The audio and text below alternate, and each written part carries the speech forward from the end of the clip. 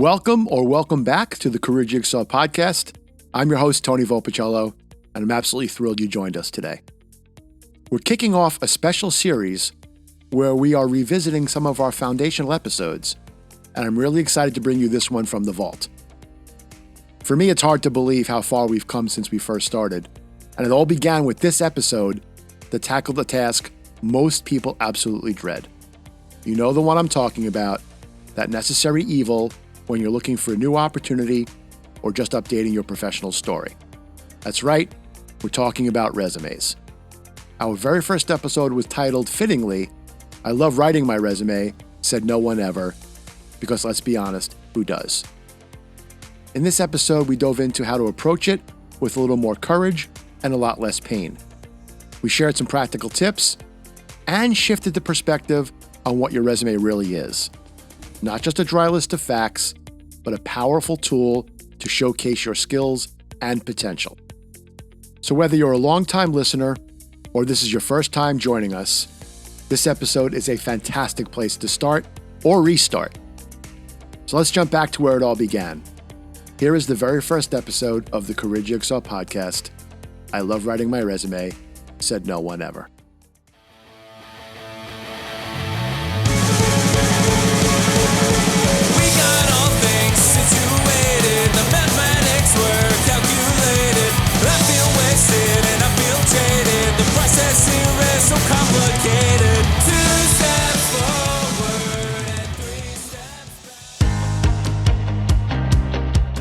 Hey there all, and welcome to the Career Jigsaw podcast. I'm your host, Tony Volpicello, and thank you so much for tuning in.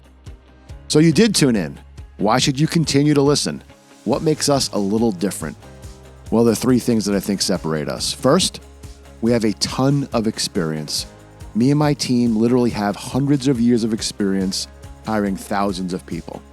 Second, our goal is to give you great advice where we can, but in a way that is helpful and concise. And third, well, honestly, we don't take ourselves too seriously, so expect a few laughs along the way. So sit back, relax, or continue to walk or work out if that's your thing, and enjoy as we discuss all things career.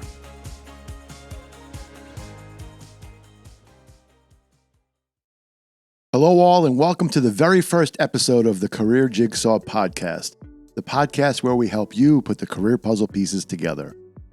As I mentioned in the opening, my name is Tony Volpicello and I'm your host. Just a little bit about me.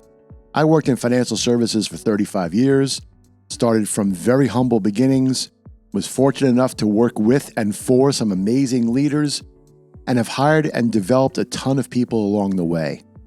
I'll be the first to admit I was incredibly lucky, and now I have a debt of gratitude I wish to pay off. The greatest joy I had professionally was when I was able to look around a room full of coworkers and see so many people I had a hand in helping. I can't tell you how gratifying that is. So I'm trying to take that passion now to this podcast. So what makes us a little different? When I look at other podcasts out there, they have a podcast because they have something to say. They want their voice to be heard. And that goes for Instagram and TikTok, which all have very good content. I would argue maybe there's too much content out there and perhaps not enough with real-world, long-time experience. So our approach is going to be a little bit different. It's a bit more of a pay it forward. We don't necessarily have something to say, but we do have something to share. Second, we've taken the time to get real-world feedback. We've picked the brains of recruiters, the first line of defense, and surveyed dozens of hiring managers, people I worked with.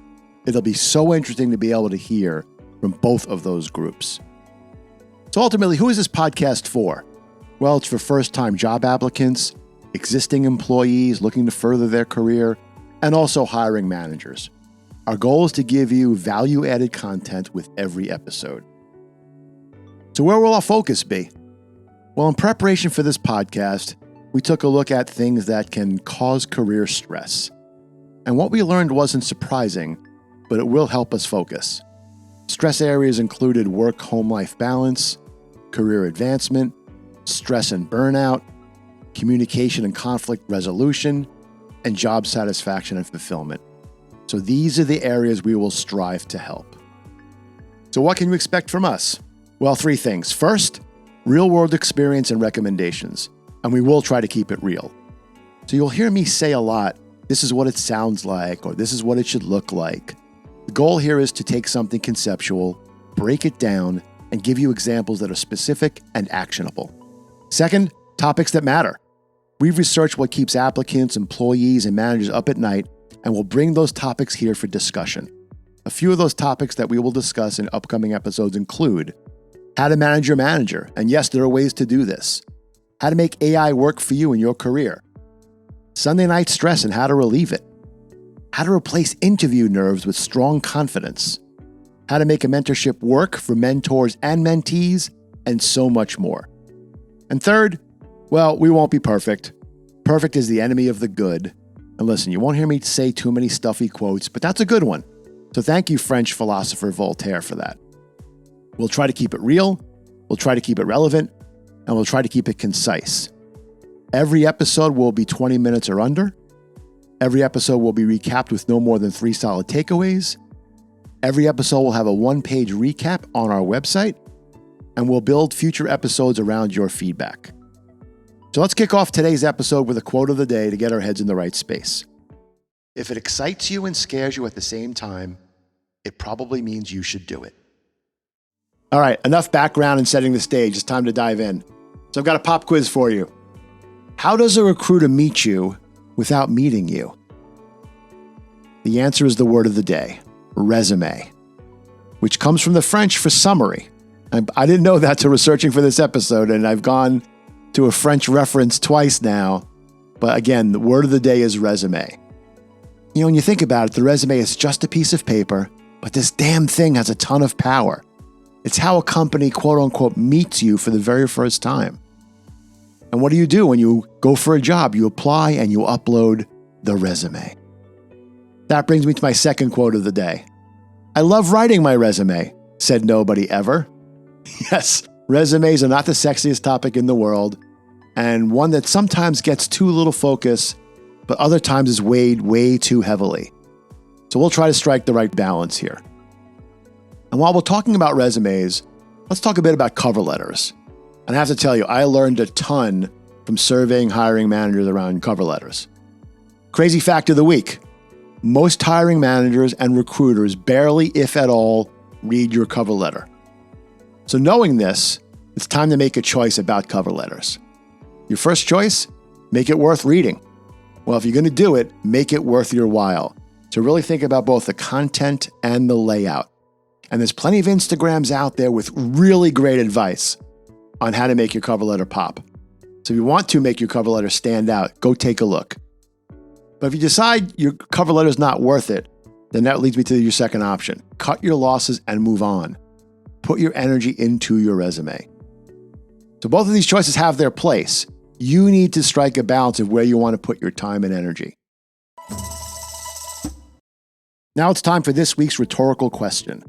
When was the last time you updated your resume? I bet the number one answer here is, I don't remember. Well, what are you waiting for? Are you looking to add stress to the next time you apply for a job by having to scramble to update it then? Also, you never know when someone will ask you for your resume at a moment's notice. You could be at a meeting, a cocktail party, or a networking event, and someone may ask for your resume simply to get to know you better. So what do our experts have to say about cover letters and resumes? So there are a few key themes here that I wanted to share. So first, on cover letters. As I mentioned before, most haven't seen one in a while, or they don't read it. So that being said, perhaps there's an opportunity to stand out here. Something different from the very boring introductory cover letter. Something that really adds to covering the resume. It's got to be something personalized and something customized. But again, if there's a low expectation around cover letters, maybe there's an opportunity here to do something different. So what do our experts say about resumes? What surprised me most is most leaders say they take only about 5 to 10 minutes to review a resume prior to an interview. And a significant portion also said they take less than 5 minutes to prepare for an interview by reading the resume. So for you, if you're a candidate out there, an applicant, that's not a lot of time to grab interest. Your resume has to really work for you. And then the third thing we heard regarding both cover letters and resumes was there was a lack of standing out or visual appeal.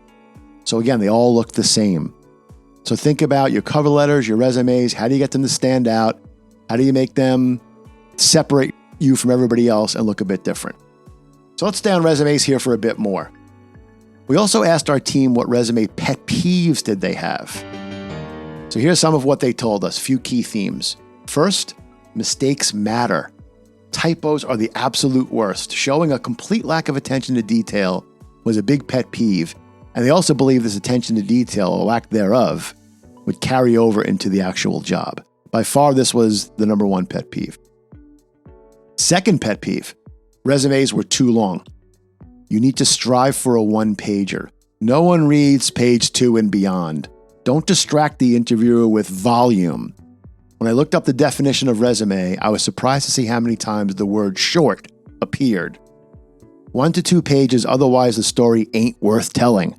I'm being a little dramatic here, but I think you get the point. Third theme for resumes, there were a lack of accomplishments or exaggerated accomplishments. So there was a huge key takeaway here. Include accomplishments in your resume. By all means, it's a must. It's a separator. But you have to keep them concise and believable. And we will go deeper here in a minute. So you've heard from me for a bit. I'm excited to bring another voice to today's podcast. And my special guest is Jim Dubois. Jim and I worked together for 25 plus years, and combined, Jim's got over 40 years of real world experience. So first and foremost, Jim, thanks for joining today's podcast. Well, thank you for the invite, Tony. It's a pleasure to be here and an honor to be one of your first guests.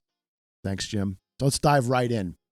Today's focus has been all about resumes. We've talked a lot already about what to do, what not to do, pitfalls, and more to come. But I want to hear from you. When it comes to resumes, what do you look for? Well, there's 3 things that come to mind that I look for in a resume. And the first one is that professional look. Nice, clean, concise resume. The second thing is it's linked to the role that you might be applying for, the position. I think that's very, very important. And then the third one is, and a lot of people don't put this down, but they don't list their accomplishments in their prior positions. That's important because you want to see someone that's successful. You want to hire a successful person. So those are the 3 things that I look for. So let's talk about kind of a negative separation, which is what could lose you the job. So I'm kind of curious, what pet peeves do you have around resumes? Well, I think the first one, and I think this might be everyone's pet peeve, but typos in a resume, poor grammar, something that you really, really should have someone look your resume over before you submit it. The second one is if it's more than 1 or 2 pages long, that really can get in the way. So keep it to 1 page, because it's important when you think about it.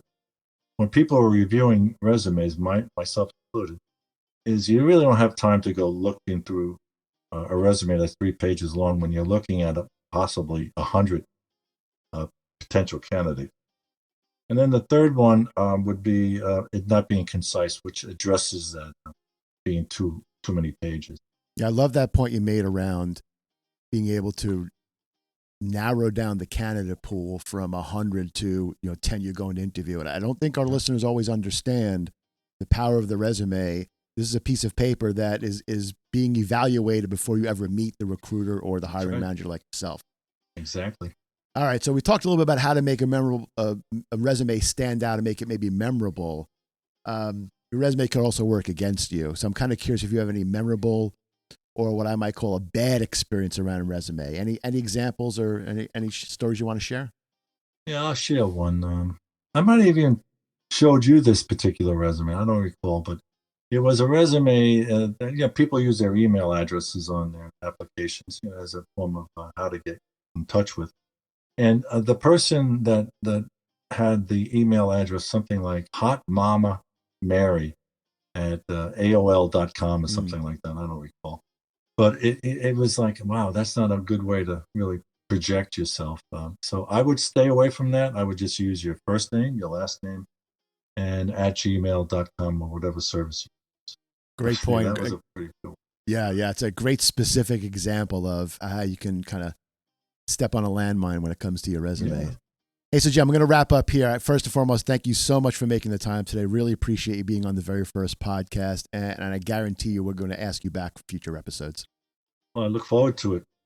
And congratulations, Tony. This is a great idea, and I think it would be very helpful for those future folks applying for positions of employment.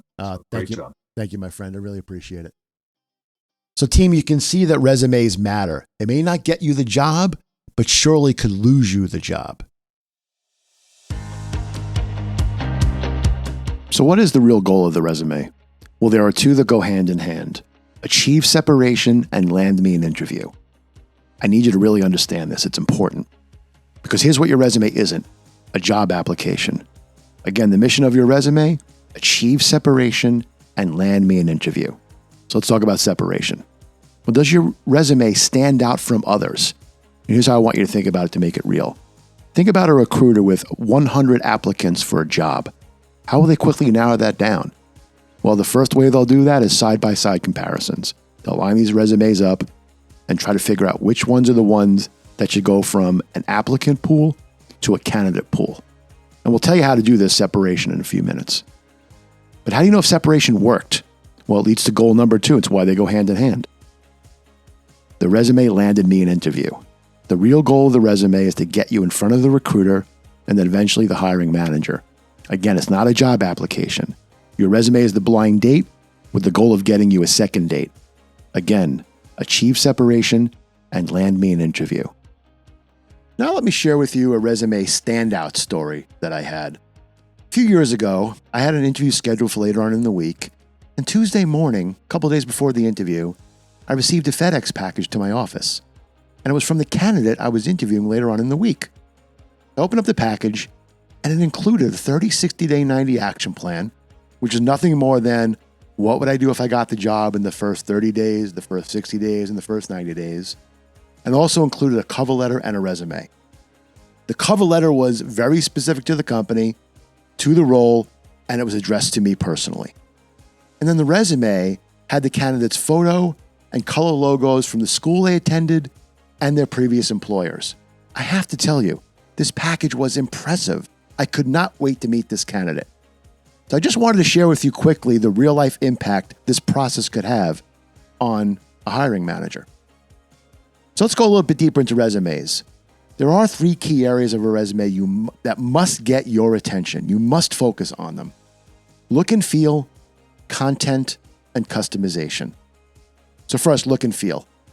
Simply put, does your resume stand out? Does it pop? Does it look professional? Does it separate you? You have to really think about your resume like you're entering it into a beauty contest, and will it win that contest? I know it's a weird comparison, but it is absolutely true. If you want ideas on what this could look like and get your creative juices flowing, simply go to your browser, go to Google, and just type in resume images. And you'll see a variety of layouts. Now, and we're all visual creatures, so really think about how can you get your resume visually to stand out, make your resume an eye catcher. There's also plenty of sites out there like kickresume.com that can also help get you started. So first, look and feel. Second, content. Specifically, does your resume include accomplishments? And I want you to think about your performance accomplishments, your people or team accomplishments, or even community accomplishments. They all demonstrate something about you. So what does that sound like? So for the performance section, you could put something like, I've achieved 100% plus of XYZ performance goal for 8 consecutive quarters. That's very specific to you and how you've performed. Or you could say something like, I received the Diamond Award for 2023. Again, a separator. Second, under accomplishments, if you think about the teams you've played on. You know, if I was a Kansas City Chief, I certainly would be taking credit for winning the last 2 Super Bowls as part of that team. So if you have any team accomplishments, put them on your resume. And then third, if you're a great community advocate and you support your community, putting something on your resume like I volunteered 500 hours at a local soup kitchen in 2023 is huge, definitely included. It speaks to the type of person that you are. So we talked about look and feel, talked about content. Third is customization. This is where things start to feel specific and personal, and that you took the time to apply your application, your resume, your cover letter to the job. So is your cover letter resume tailored to the company and the role? And one way to do that is to match your skills and strengths to the company and the role. So you can go to Chat GPT and you can ask it, what are the top 5 skills needed for XYZ job at ABC company? And when you get the output, you can build that answer into your cover letter and your resume. So you can match the skills you have to the skills the job requires. Hope that's helpful. So it's clear that artificial intelligence can play a huge role in helping you create your resume or in giving you a resume score. Have you ever heard someone say, I applied to dozens of jobs and never even got a call back? Well, some companies run your resume through a filter called ATS, Application Tracking System. And this system might score you and bounce you out of the process before you ever get to a recruiter.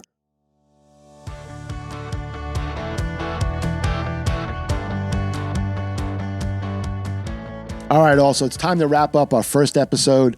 Thank you so much for joining, but hopefully we've given you a lot to think about. 3, 2, 1. So let me boil down everything we talked about today into 3 immediate action steps. Number 1, update your resume now and every 3 months. Number 2, commit to improving the 3 key areas of your resume: look and feel, content with achievements, and customization. And number 3, understand and utilize AI to help you achieve your resume goals. AI can help you create, customize, and even score your resume, so do your homework here. And to wrap, guys, lastly, I want to make sure every week we give you a suggestion or 2 on investing in yourself. So here are our first 2 suggestions. Number 1, if you want a free critique of your resume, you can send it to us via the resume review button at our website, www.thecareerjigsaw.com. And we will tell you 2 or 3 things we liked about your resume and 2 or 3 things that we thought needed improvement. Absolutely free. And secondly, and this one is terrific, if you want a compilation of everything Harvard has to offer online regarding resumes, type this into your browser. It's site.harvard.edu space the word file type together, FILETYPE, PDF space resume. I know that's a lot. You can get that link back on our website too, but that link will give you an awesome compilation of everything Harvard has to offer. It is unreal. So if you want a recap of today's episode in writing, go to our website at, again, www.thecareerjigsaw.com and download it, and you can get a written version of some of the key summary points on our website. And lastly, what do we have in store for next week? Well, we go from resumes to interview part 1. And I'll give you a spoiler alert. We will give you, in next week's episode, an interview hack that will 100% increase your confidence in answering almost every type of interview question. Well, podcast people, that is a wrap. Thank you so much for listening in today. If you like what you heard, keep listening, follow us, etc. You know the drill. And also, check out our website at thecareerjigsaw.com. Again, thanks so much for tuning in, and more to come next week. Be safe, all.